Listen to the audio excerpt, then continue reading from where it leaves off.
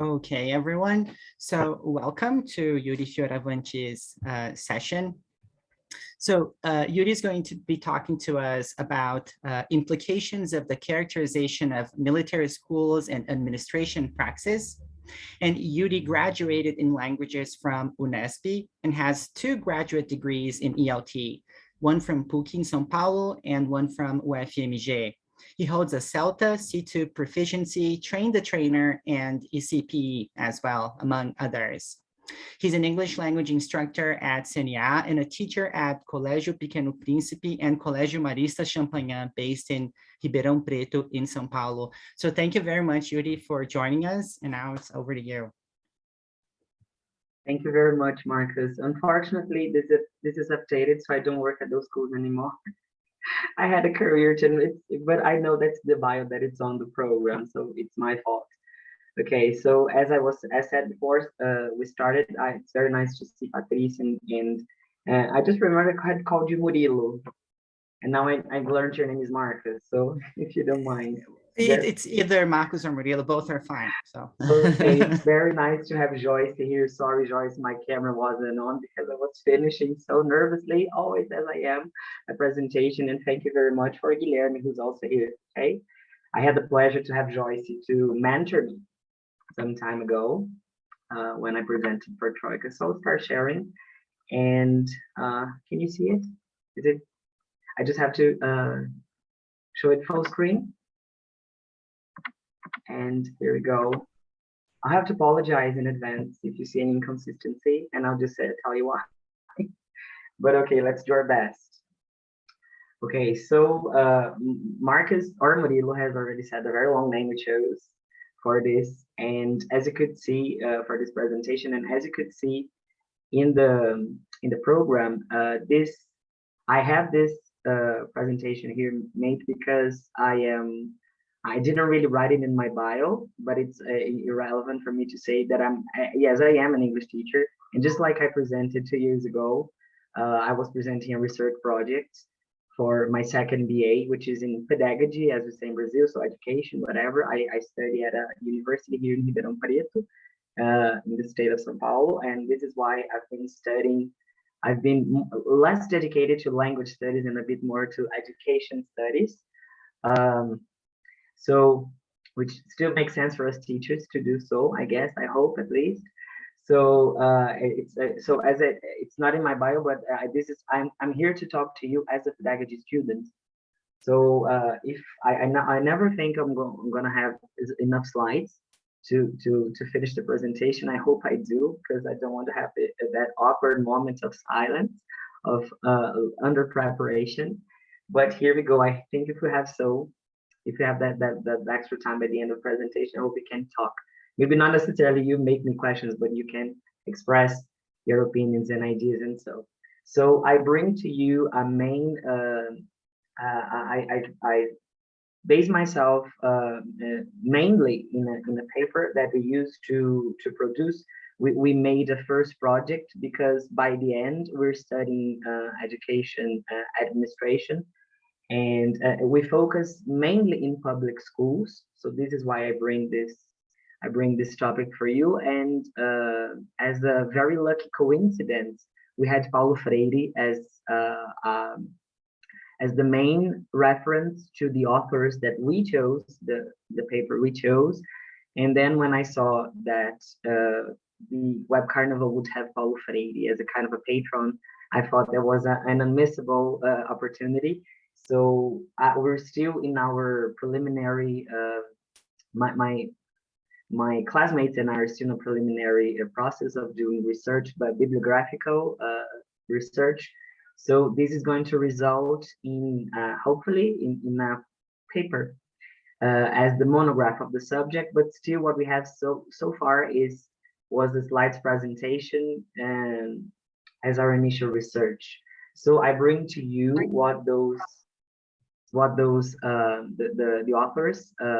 published in their first words, as we're going to oppose the militarization of public schools in our country, and Freire's perspectives The authors will say that militarization of public schools are a current and relevant topic. I forgot to say that I will never make beautiful slides just like Joyce, despite her efforts in training me when we had the chance, you know.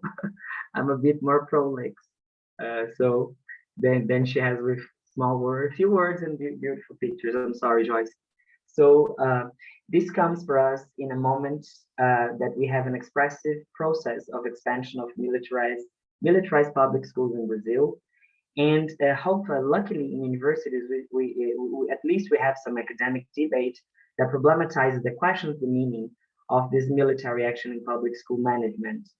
Many things that justify this is the discourse on school violence. But we can first criticize that as not an issue that affects only the schools, because schools cannot be dissociated from society that we're part of.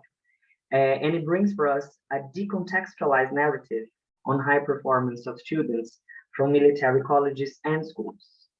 So first, as bringing a phrase reflection, is that history is a possibility, not a determination. This way, he invites us to do a historic task of taking on challenges of the time we're living.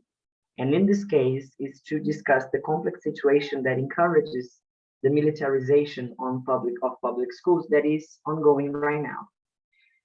For example, in 1989, which was it was 21 years after the publication of Pedagogy of the Oppressed, which is, I guess, his most well-known publication. And then in English in 1970, for Portuguese 1768, Freire said that when asked if that book would still be relevant and possible, he replied that understanding education in favor of the permanent emancipation of human beings as the one that makes history. So once again, we can relate to his statement that history is a possibility, not a determination. And we're gonna see many, because the paper was written in Portuguese and the public and all his works were also his and also all other scholars publications were all in Portuguese. So you're gonna see lots of retranslations out there.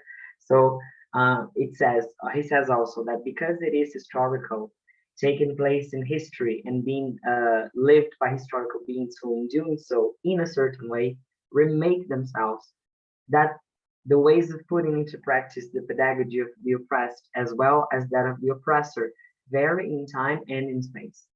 And it's fundamental to say that the need for progressive political pedagogical leaders to detect the levels at which social class, and I add social because I found it even a bit tricky to understand this passage. Okay, are we talking about a class in the school or that a social? So that is a social class fight is taking place in this or in that society. And he also says that these are the levels that explain the current state of education here or there. And we're going to see throughout the presentation some inconsistencies of this policy that we'll be discussing about the militarization. So still in the first words, and I bring to you Alves and Hayes are the family names of the authors of the paper that I have here as a main reference.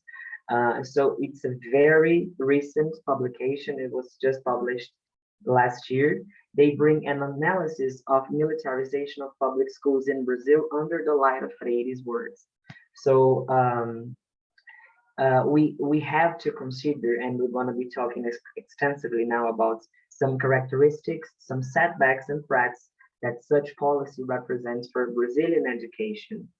They take into consideration the relevance of the Freirean complaint, or we can call this as an announcement, that changing of the world implies the dialectization between denouncing a dehumanizing situation and announcing its overcoming, which is our dream. And then I would like to add us, people who on a Saturday afternoon are studying and debating. And then with him, if we can have this honor to ally ourselves to Freire. Yuri, can I interrupt you? Your slides are not opening. Oh, just a moment. Maybe it's just me, the way I was feeling. we couldn't see. Yeah, because Oh, too you bad. didn't use like a presentation mode in PowerPoint. So Yeah. What Now now? that's now yeah, fine. now we can Thank see. you, Yeah, Yuri. Sorry, that's so embarrassing. no problem. So just like this bad failure, we also bring a pessimistic analysis, so I shouldn't be laughing. A pessimistic analysis of the present and fundamental essential aspects for building, and now I see really the beauty when I saw this. A beautiful school focused on critical social awareness and a democratic society, whose main traits are joy, seriousness and appropriation and recreation of knowledge, class solidarity, love, curiosity, and questioning. Also adapted from another publication. And I think it's very beautiful how many of us have read in a text, in a theoretical text, love and joy as, you know, components to a good teaching practice. At least I haven't many. So this made me feel kind of emotional, you know. That's really the words, that's why it brings the first word is beautiful. Who doesn't want that? So, okay. Right, I'm just see if I missed, okay. So the authors also consider the Freire's scientific production and combative militancy. They are invaluable contribution to thinking about our public education, and his life was marked by a coherence of purposes in all in his work, in his work that he was actually involved, and his and everything he wrote about as well. That's what the authors say. So they also say that his work presents important subsidies to guide the praxis of those who fight in defense of public, free, and socially referenced quality schools. It's not, you know, it's not something for us to it's not something that we shouldn't be doubtful for, because those are democratic principles that have been present in the federal constitution published in 1988, and they are committed to the upbringing of the oppressed. So here I bring you a Freudian thought, which is a key to understand social, political, educational issues until nowadays. So they are still very vibrant, very current, very present in to understand what's going on nowadays. His thought presents contributions to critical interpretation of the process of militarization of public schools in Brazil that is going on.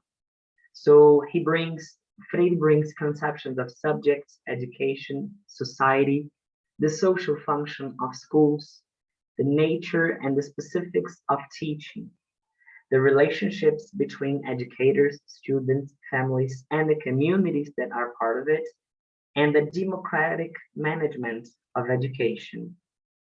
So he brings, once again, I bring to you that as his main principles would be, for example, there are many, but including the authors bring affection, joy, loveliness and beauty, autonomy. He also publishes a lot, writes a lot about the difference between authority and authoritarianism, a tongue twister, citizenship and a citizen school, what is objectification, the culture of silence in the classroom, democracy, dialogue, emancipation of learners, democratic management of schools, humanization and dehumanization in education, what is insertion and what is adaptation, world reading, the roles of the oppressed and the oppressor, strictness and limit situations. So a relationship between education and democracy, the authors brings those as one of structuring basis of Paulo Freire's thought, as he permeates his work from since his earliest writings, a greater emphasis on education and Brazilian present, As you can see, once again, said it's very much current since he published those.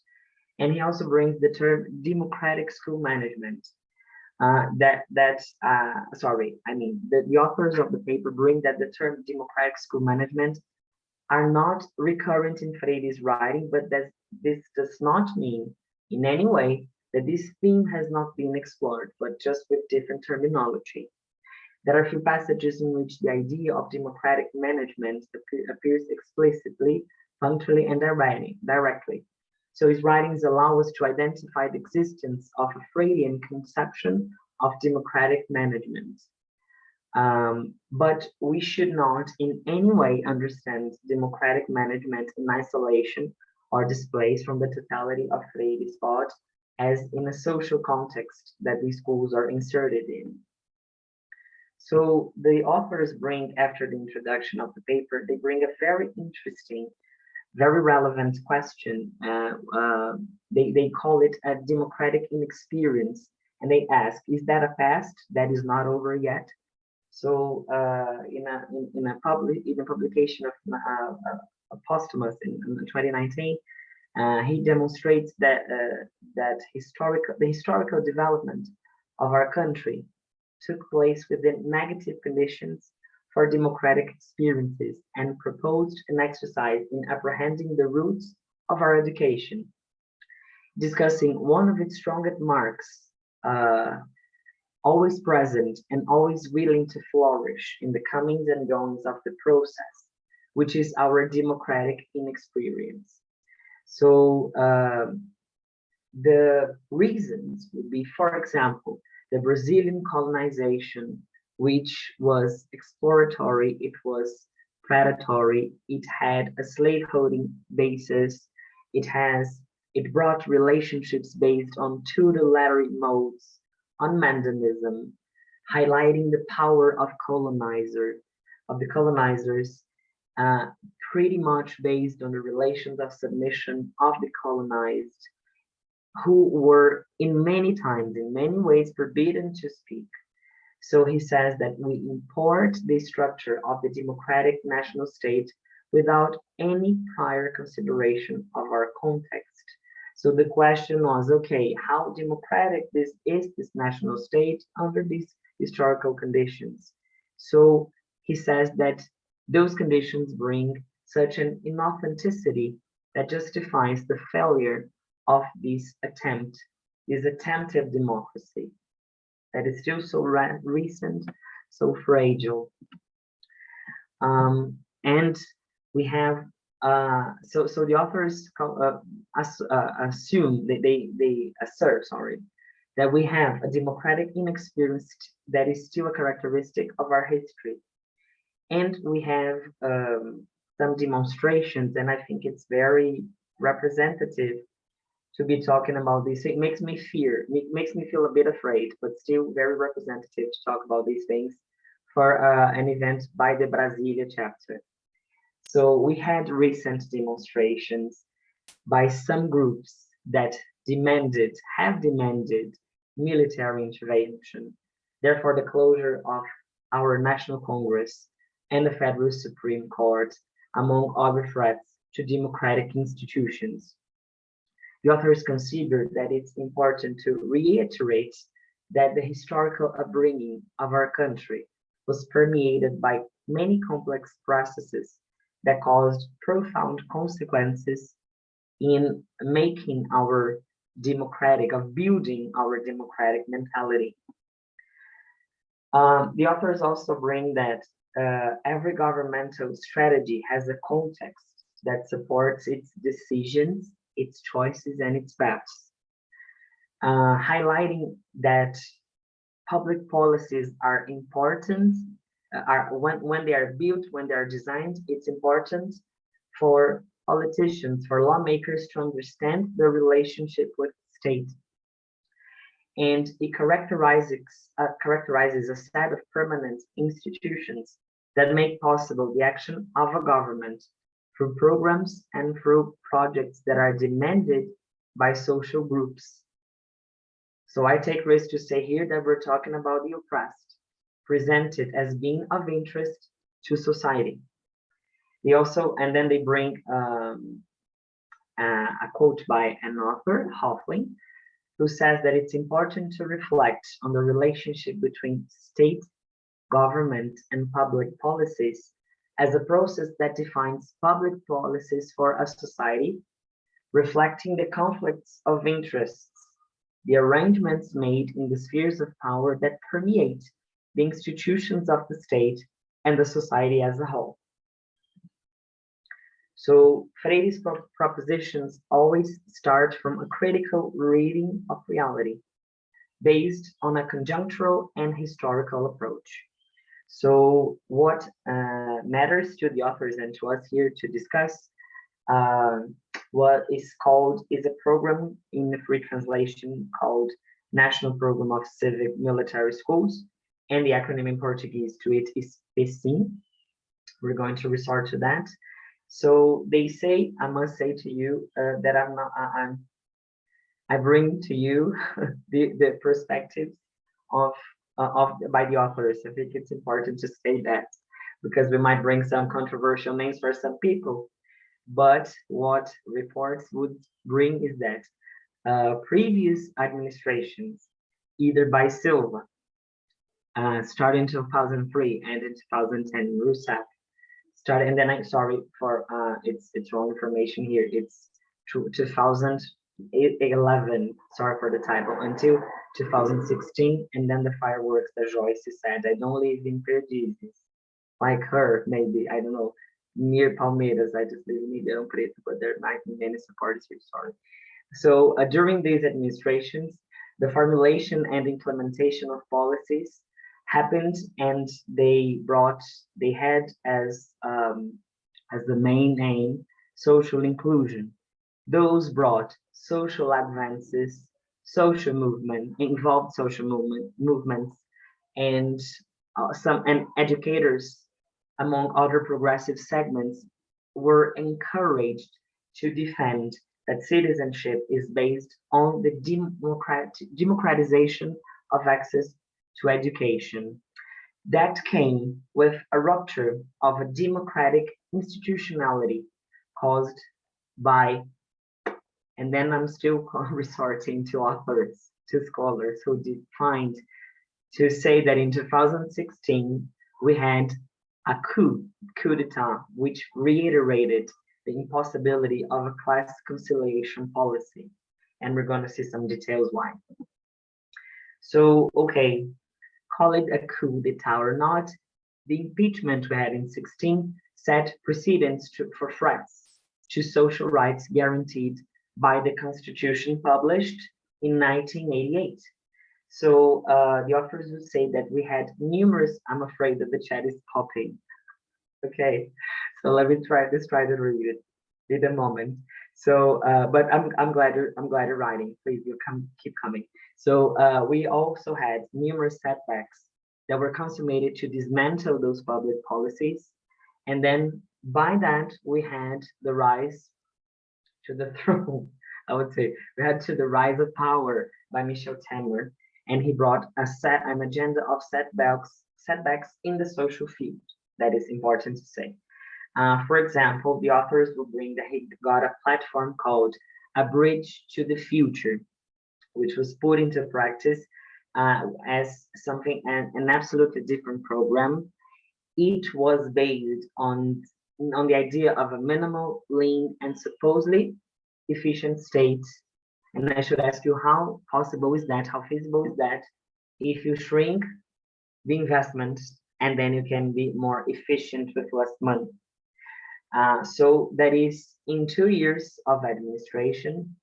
I did 2 years and a half because he came to power in April, I guess April 16, and then until December 2018. So in a bit more than 2 years, at least to social development, the authors will say that we had a damage that was of public policies that had been achieved over more than a decade. For example, the approval of a constitutional amendment, number 19 in 2016, that was a tax regime that limited investments for 20 years. You might remember, I don't know if you remember the amount of protests we saw over the country on the internet that used to call it, another translation, call it the evil amendments, you know, the evil amendments that many people oppose to. So actually, just a comment, I didn't bring to the slide, but the authors would call it, instead of a bridge to the future, they call it a bridge to the past. So we had that in education. I bring here speech marks, again, their term, it's the deaf. So let's see, at least the weakening of the national education plan, which was implemented in 2014 to end in 2024 because of the impossibility of expanding investments since the aforementioned regime. Okay, and then we go to 2018. I think everybody knows what happened.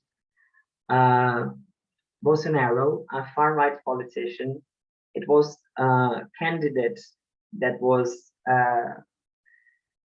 the hand was backed by the influential group known as BBB. I wish I were talking about Big Brother Brazil, but I'm not, which would be a bit less harmful, still somewhat.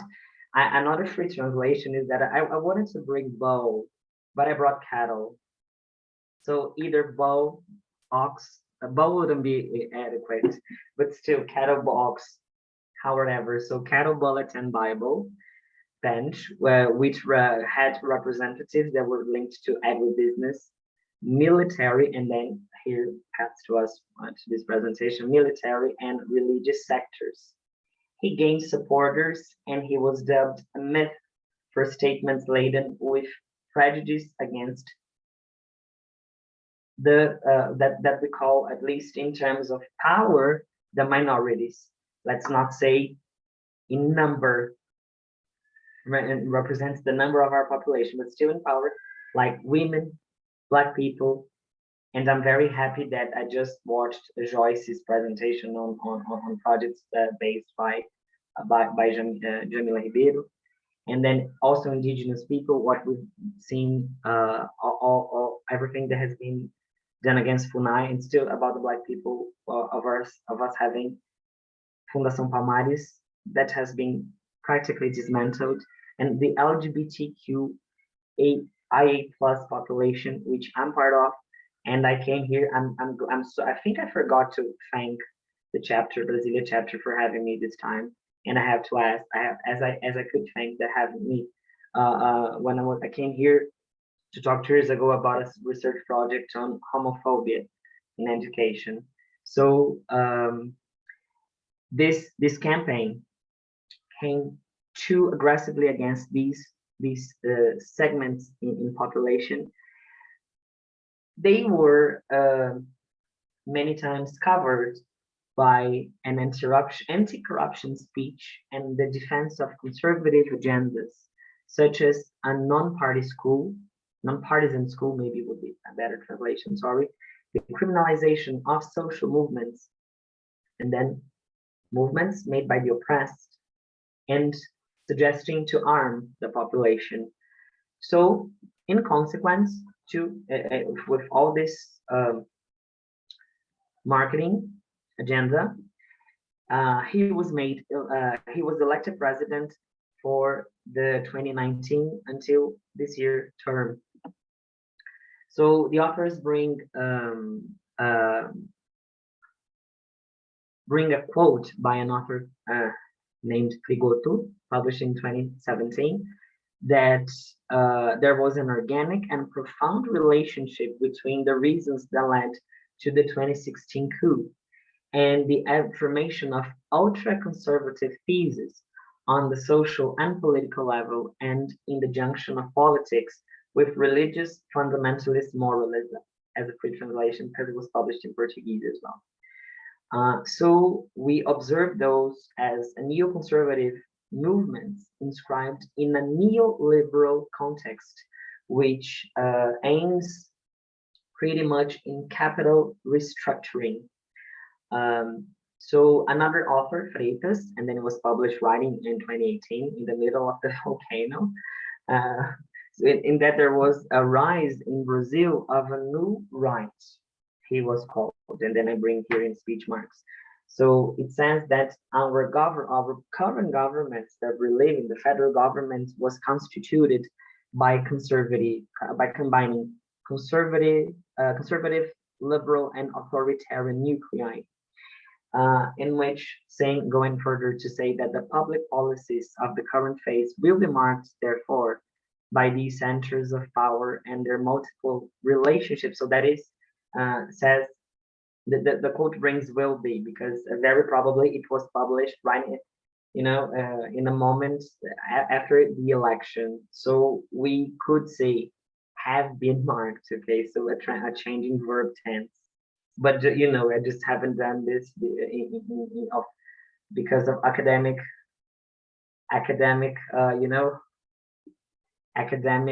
what do I say, modus operandi, respecting the publication, So we should say that those forces that made possible the rise of our current president, who composed the government with representatives of the three segments that I mentioned before, strengthening the discourse against the minority groups, once again, the oppressed.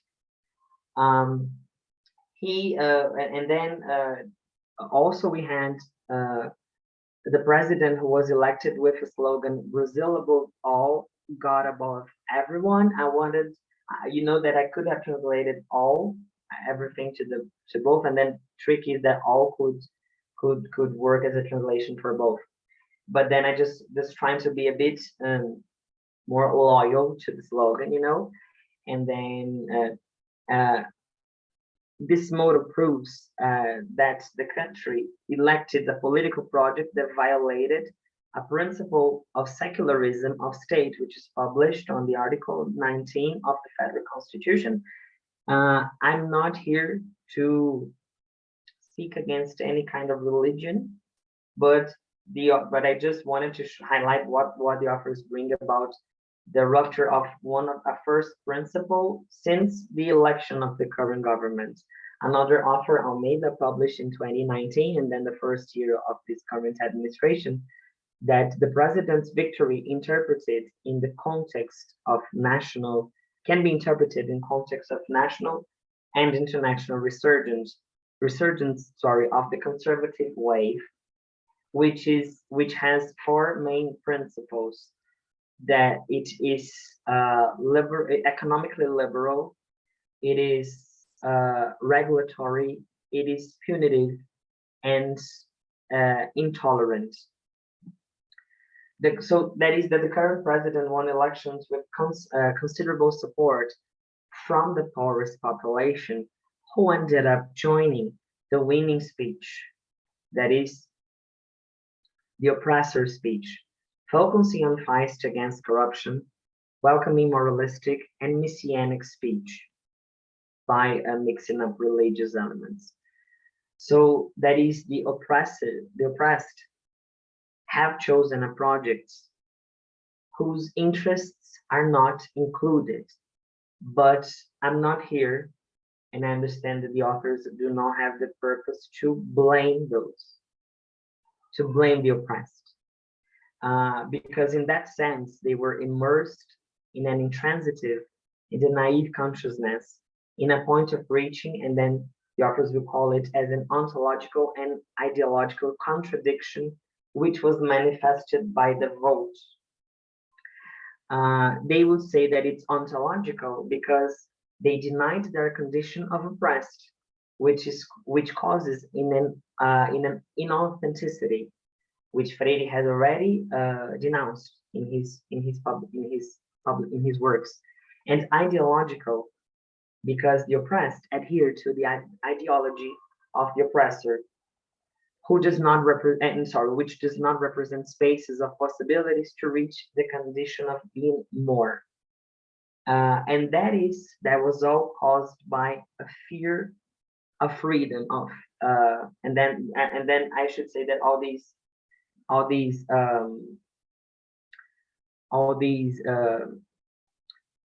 Statements were also quoted from another publication from 19 by the authors Paulo dos Santos and Tadei.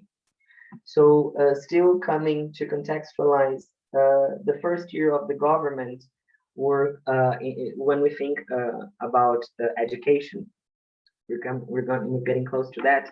It was marked by dismantling or the extinction of ministries and secretariats since Temer's administration, which were justified by cost reduction. Again, what we had said before about it's like being more productive, doing more by less. So examples of what was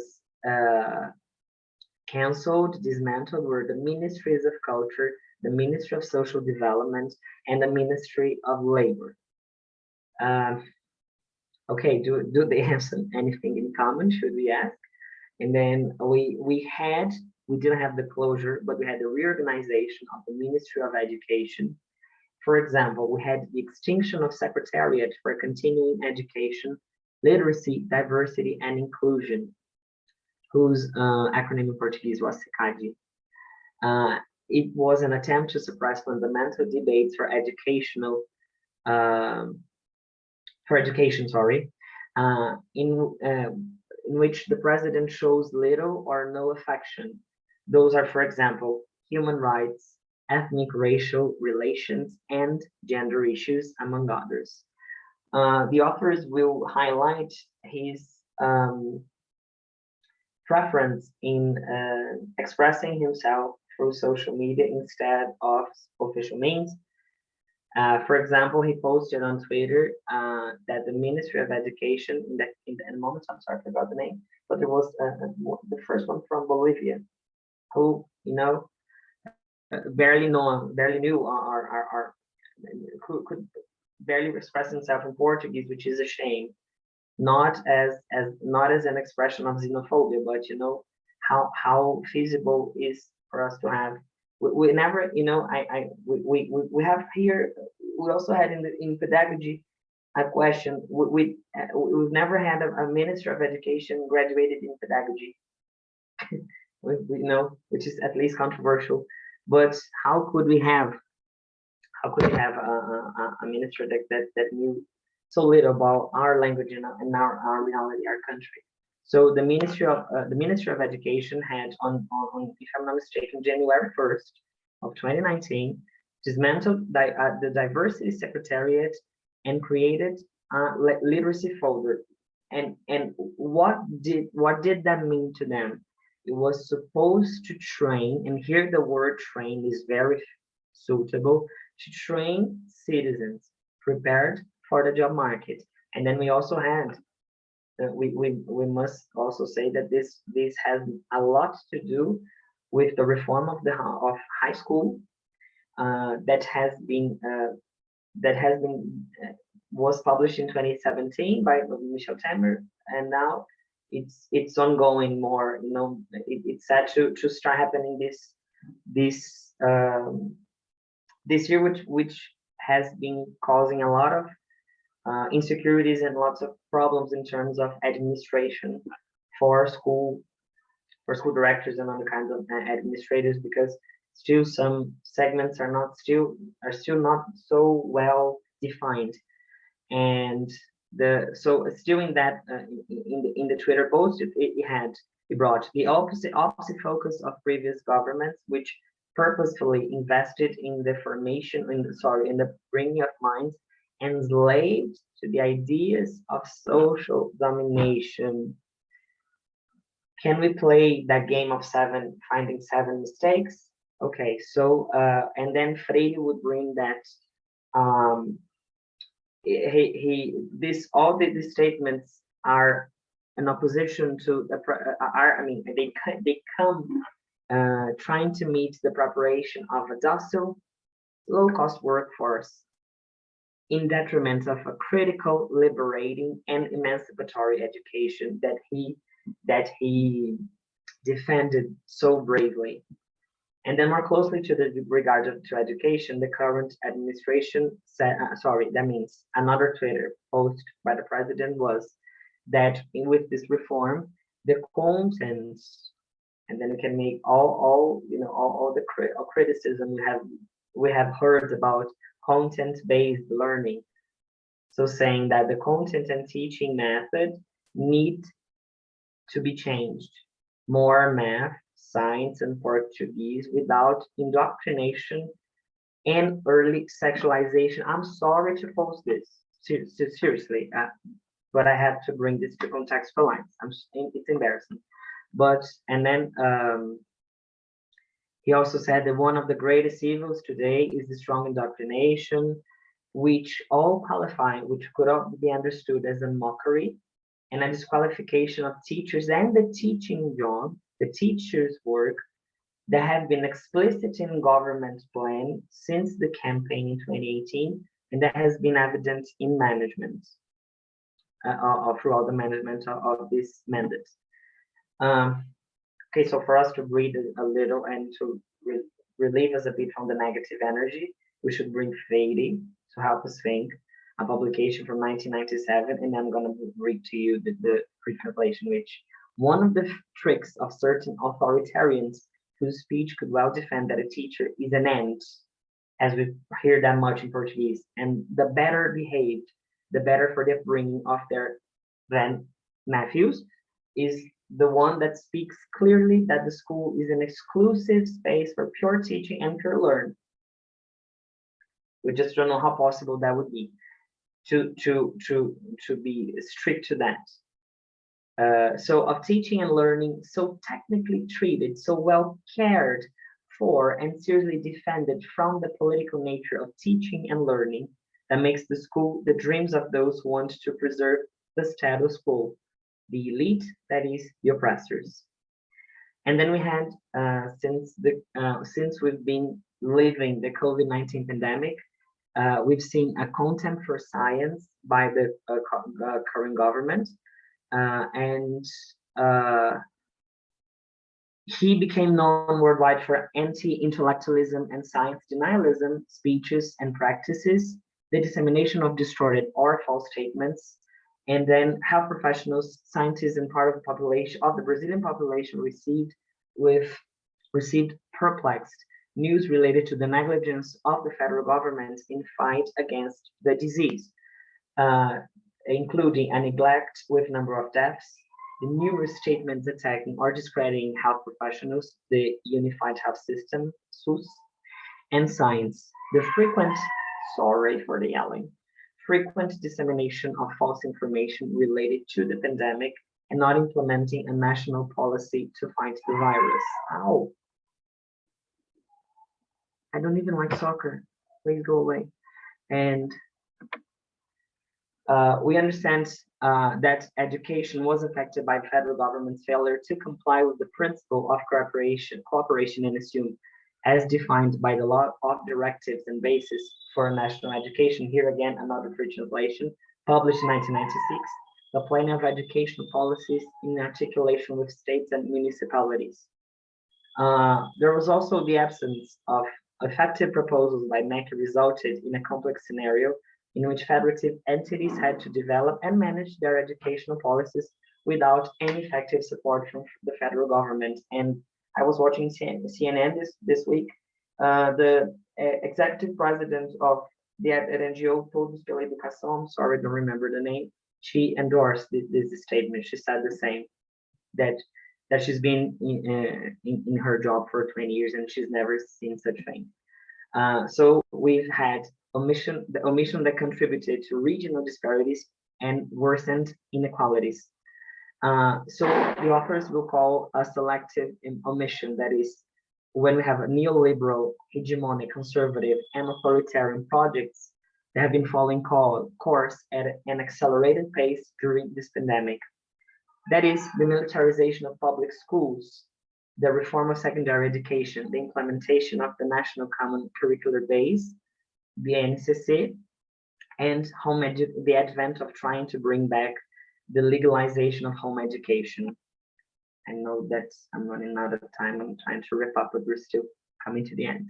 So when we have the neoliberal, neoconservative, and authoritarian ideas in this last decade, those threatened the achievement of democratic and humanizing education project, in contrast to Freire's consideration of critical reading in the mid-1960s scenario, which presented an analytical key to situate such contemporary educational projects with which the authors of the paper used, when he says that a feature of Brazilian education is emphasizing in naive positions. And then we see again a coincidence to the elections of 2018, which leave us on the periphery of everything we deal with, and which little or almost nothing that leads us to more inquisitive, more restless, more creative positions. Everything or almost everything, leading us, unfortunately, on the contrary, to passivity, to merely memorize knowledge, which without requiring us to elaborate or re-elaborate, leaving us in a position of inauthentic wisdom. So, the authors come to their final words of this national program of those called Civic military schools, which does not foresee creation of new military schools. That is, it is a process of militarization of state and municipal schools, and they bring the definition of what is a militarized school, which is a pre-existing public school, which will be radically modified as a result of agreements with military institutions. We have a federal decree that mentions the adoption of a model of school management based on military schools. It was published in 2019, that is the first year of the current administration, which is a rupture with a principle of democratic management of public education, regulated in the Constitution of 1888 and Legislative Bases of 1996. Recommended again on the National Education Plan of 2013, which is going to be dismantled in so soon, in very short time. So for this to be officialized, Mackey published a document that detailed rules with detailed rules to be met by the students, teachers, and other education professionals. And the researchers of education would say that it disregards the territorial extent of Brazil, which is huge, the many cultural diversities, and even many regional inequalities, the specificities and the challenges and needs of each school when trying to standardize everything, which is a criticism that some scholars make to BNCC, but this is a debate for another time. The language in this document compares school content to that of the barracks, which is an appreciation of obedience to the detriment of the autonomy of subjects, which leads to inquire about the role of the school in the sense of exercising domestication. So to come to an end, the authors bring a Freudian perspective that the author Rossato brings, that domestication can be defined as a process through which a passive consciousness of submission is created both to people and to a system, whether social, economic, or educational. Although it constitutes a personal attitude or acceptance without questioning one's own life and reality, it implies a subjection to a certain established social order, taking it as definitive and permanent, therefore immutable. That is, for Freire, the school needs to be a living space and democratic, where all questions are taken seriously, a privileged space for educational action, and a healthy pluralism of ideas. Freudian education is conceived as an act of love and courage, which must be fostered by debate and analysis of reality, and to be at the service of humanization of subjects. Freire teaches us that democracy and democracy are both founded precisely on the belief in, that is, man, but let's say human, let's go gender neutral. From this perspective, the author criticizes the proposition of packages, the manuals or the guides, just like we have just seen, addressed to teachers, and points out that one of the connotations of authoritarianism is the total disbelief in the possibilities of others. I bring to you my main reference, and I know that I brought other authors, but this is my main reference that I use to build this presentation that we will use for building the paper next semester.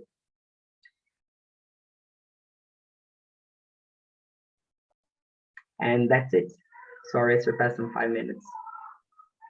No problem. Thank you very much, Yuri. I think that P in ELT especially, it has been used to stand for many different things. We have presentation, practice, production, P in project-based learning. And I'm really looking forward to P in education being used for politics. So I'm really, really happy you decided to talk about politics, because I think this is something that's often forgotten in education, and we kind of somehow try to detach education from politics, and they're so intertwined, and this is ridiculous if we don't address politics enough in education. So thank you very much for your presentation. And does anyone have any questions for Yuri, or any comments they would like to make?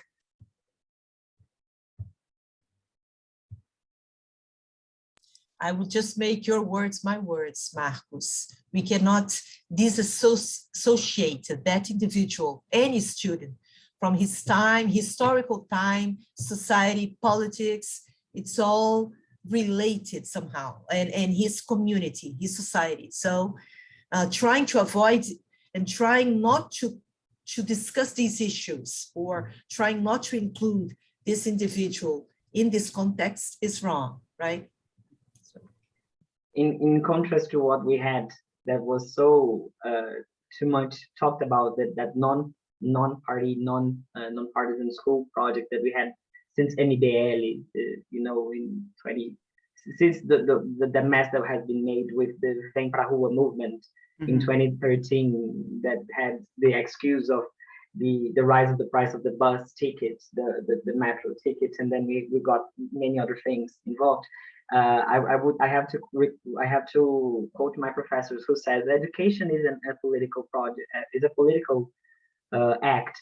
And I'm so sorry that I will have to agree with Luana Piovani that we should come here to talk about politics, so we don't have time to post beautiful photos of us at the beach wearing a bikini. So we need okay, and we can't just move to oh my God, we just can't move to Portugal, so we're here. And so let's just go, even I think it's important to say that even if you don't work in public schools, I think we still have a lot of social responsibility. I joked with Marcus that I'm not working in those schools anymore, because we sent the bio, I think, in the beginning of January, and then I'm working in public schools right now. It's very difficult in terms of it's a completely different reality to what I was used before, with smaller classrooms. I studied in public schools in the beginning of my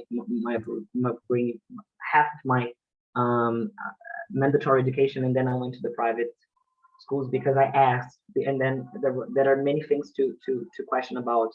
A lot of elitism in the way, in my head at the time, the prejudice that necessarily public schools are bad. The truth in my context that I've been so far is that it's difficult to deal with them, because it comes from a difficult reality. For example, something that broke my heart was yesterday, I had a sixth grader group that when they saw me, they asked, "Why did you come? Why didn't you meet? Why aren't you absent? Why did you come to work so we can't have our free?" I must admit to you that I was offended. But then in some minutes, when I brought a board game, and I was making questions in Portuguese, and then I was teaching vocabulary in the middle of that, and I asked them, "Have you been to the library in the city center? It's a very beautiful place, blah blah blah." And then one of the students said, "Yes, I have. I sell candies there, in at the door of it." So you don't expect them to say, and okay, I shouldn't cry now. I thought at the time I shouldn't cry in front of the student, but I wasn't expecting somebody to. I was expecting him to say, "Yes, I have, because I've been there, because I got a book to read, because I got a presentation to attend." No, a spectacle to attend, because they also have these kind of war cards. But no, he sells candies, and this is a very hot city, so how hard it must be for a 12-year-old kid to sell candies in this so in under the heat. So these debates are so necessary. And okay, I think I've made my positions during the speech, but then I have to agree with my professors. It's no, education is political. It's not possible not to, otherwise I think we wouldn't be here, and you wouldn't have chosen this presentation. As Joyce said, there was another tent out there. I think it's with a foreigner person, which is even more chic. But thank you very much for being here and contributing. I'm really glad and honored. Thank you, Yuri, for the beautiful presentation.